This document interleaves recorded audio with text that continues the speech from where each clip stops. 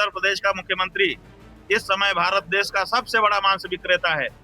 क्या कोई संत मांस विक्रेता हो सकता है? संत क्या करके संतों का अपमान मत करो। और आदित्यनाथ इस समय उत्तर प्रदेश के मुख्यमंत्री के रूप में भारत के सबसे बड़े मांस विक्रेता हैं। 50% शेयर उनका है मांस के निर्यात में। संत अहिंसक होता है, हिंसक नहीं होता है और मांस का व्यापार नहीं करता है। इसलिए खबरदार, जो संतों का आपने अपमान किया उनको संत कहकर। अगर उनको संत कहोगे तो जो अहिंसक बेचारा बैठा है, जो चींटी को भी नहीं मारना चाहता, उसको क्या कहोगे? वो पशु कटवा करके मांस का व्यापार करता है। उत्तर प्रदेश का मुख्यमंत्री इस समय भारत देश का सबसे बड़ा मांस विक्रेता है। क्या कोई संत मांस विक्रेता हो सकता है? संत क्या करके संतों का अपमान मत करो। आदित्यनाथ संत नहीं है, वो मुख्यमंत्री है, राजनेता है। अगर संत कहोगे इसका मतलब सब संतों का अपमान हो जाएगा। कोई भी संत मांस विक्रेता नहीं हो सकता। और आदित्यनाथ इस समय उत्तर प्रदेश के मुख्यमंत्री के रूप में भारत के सबसे बड़े मांस विक्रेता हैं। 50% शेयर उनका है मांस के निर्यात में। इसलिए मांस विक्रेता ना तो योगी हो सकता, ना तो सन्यासी हो सकता और ना तो संत हो सकता। संत अहिंसक होता है, हिंसक नहीं होता है और मांस का व्यापार नहीं करता है। इसलिए खबरदार, जो संतों का आपने अपमान किया उनको संत कहकर। अगर उनको संत कहोगे तो जो अहिंसक बेचारा बैठा है, जो चींटी को भी नहीं मारना चाहता, उसको क्या कहोगे? आपके पास शब्द क्या है उनके लिए? इसलिए जो शब्द जिस अर्थ में परंपरा से कहे गए हैं उन्हीं अर्थों में उनका प्रयोग करिए। ऐसे ढोंगी पाखंडी के लिए मत करिए। इस समय हम गविष्ठी यात्रा पर हैं, गौ माता के प्राण और उनकी प्रतिष्ठा की रक्षा के लिए।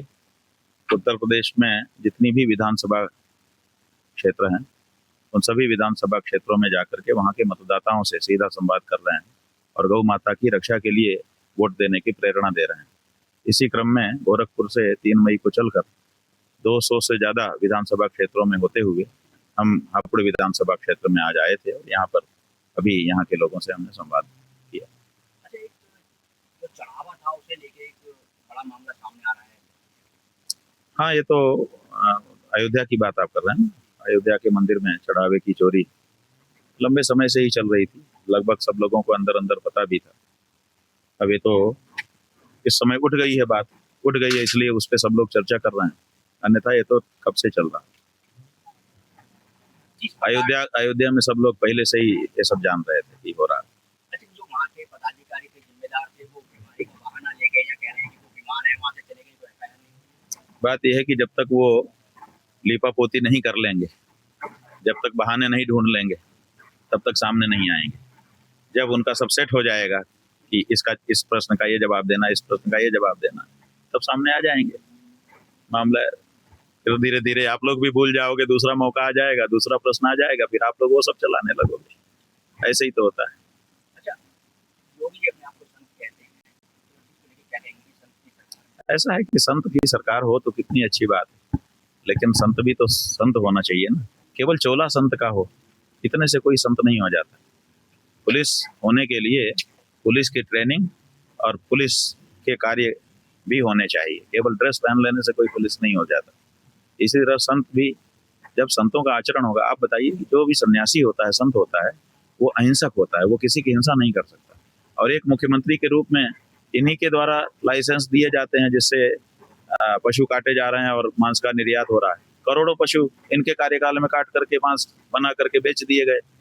तो क्या ये कोई सन्यासी यदि कर सकता है, कोई संत कर सकता है?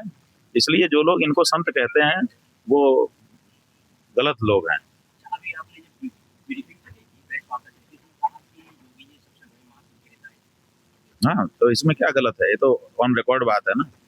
पूरे भारत से जितना मांस का निर्यात इस समय हो रहा है, उसका लगभग 50% उत्तर प्रदेश से हो रहा है। और उत्तर प्रदेश से जो कुछ होता है वो उसके जिम्मेदार मुख्यमंत्री होते हैं। तो एक मुख्यमंत्री के रूप में सबसे बड़े मांस विक्रेता इस समय भारत के हैं ये। तो वही हमने कहा कि सबसे बड़ा मांस विक्रेता जो है, उसको अगर आप लोग संत कहोगे तो कसाई को क्या कहोगे?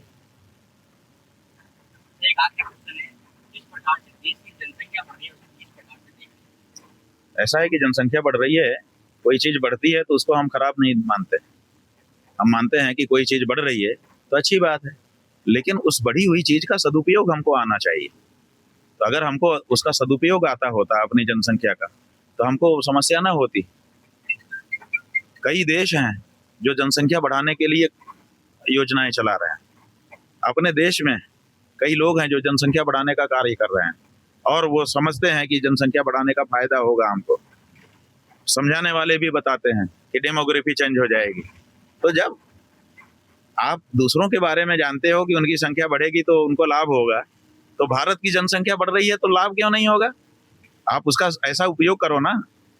तो आपको उपयोग नहीं आता है, इसीलिए ये समस्या है, अन्यथा ये तो बहुत बड़ी भगवान की देन है। अमेरिका, ईरान और इजराइल का युद्ध तो भारत में उसका सबसे ज्यादा असर देखने को मिलता है। महंगाई हो, पेट्रोल डीजल के दाम हो, नहीं, ठीक है, जैसे आप और आपका कैमरामैन, आप लड़ो दोनों लोग, हमें क्या दिक्कत, खूब लड़ो। लेकिन अगर आपकी लड़ाई से हमको कोई चोट लगती है, जैसे आप लड़ गए और हमारी गाड़ी का ये टूट गया, ये टूट गया, ये टूट गया, तो क्या होगा? हम कहेंगे ना आपसे कि आप लोग लड़े, हमारा टूटा, आप भर जाना भरो। तो भारत की सरकार को ये चाहिए कि अमेरिका, इजराइल, ईरान इनको नोटिस भेजे कि आपकी लड़ाई के कारण हम तो इसमें न लेना था न देना था, ना आपके पक्ष में थे ना विपक्ष में थे, आपकी लड़ाई के कारण हमारी जनता को ये परेशानी हुई है और इसका इतना घाटा हम आकलन कर रहे हैं, भरपाई करिए। या तो आप लोग तीनों मिलके करिए या तो कोई एक करे। तो नोटिस नहीं ठोक सकते हम, लेकिन हम ठोक ही नहीं रहे हैं। जब हमारा कोई दोष नहीं तो हम क्यों घाटा सहें, हम क्यों परेशानी सहें? उसके बाद भी हम परेशान हैं, इसका मतलब उनके कारण है, तो उनको ऊपर हमको मुआवजा ठोकना चाहिए कि नहीं? तो ये मुआवजा ठोकने की हिम्मत तुम्हारे प्रधानमंत्री में नहीं है और इसीलिए हम सब परेशान हैं। अगर हमारा प्रधानमंत्री सही होता तो अभी तक उनके ऊपर नोटिस ठोक चुका होता और जुर्माना वसूल करता और वसूल कर करके हम सबको मुआवजा दे देता। लेकिन क्या करें, जब अपना ही व्यक्ति खोटा है तो कोई क्या करे। उत्तर प्रदेश का मुख्यमंत्री इस समय भारत देश का सबसे बड़ा मांस विक्रेता है। क्या कोई संत मांस विक्रेता हो सकता है? संत क्या करके संतों का अपमान मत करो।